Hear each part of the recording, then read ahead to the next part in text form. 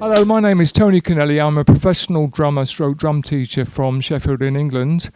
And what I'm going to show you today is a new product, and I think it's really, really good. It's by Bill Saunders.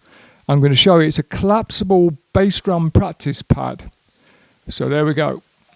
So obviously you hook your bass drum, pedal onto there, the legs collapse away, and you can, if you wanted to, you can carry it on a bus, or you can set it up in the garden if it's sunny with your practice pad and practice all your beats.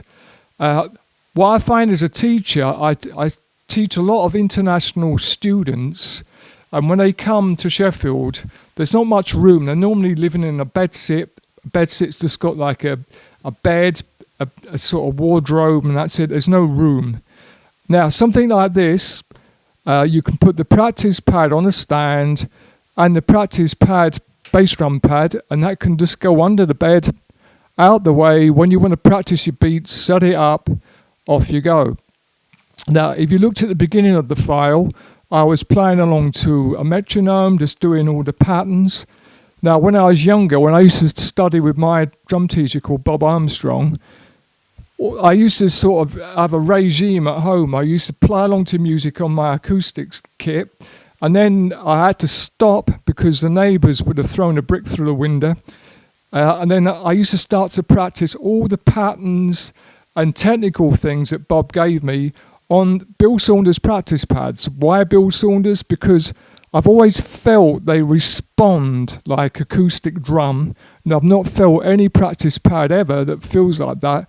Also, there's a bit of tone to them as well.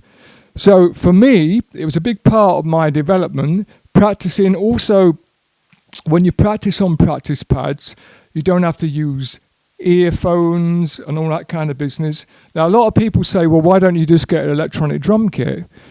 My opinion is like, firstly, electronic drum kits for me, it feels like you're washing your feet with your socks on. It just doesn't feel right. Plus the fact, I don't like the idea of the electronic drum giving you a really fantastic tone without you actually earning it.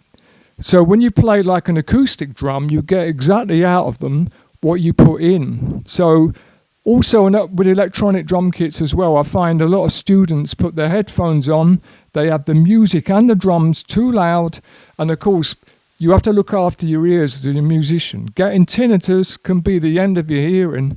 So practicing on rubber pads, and what I was doing at the beginning of the file, I was just playing along to music from an iPod dock, just listening to it without having to have it go through headphones.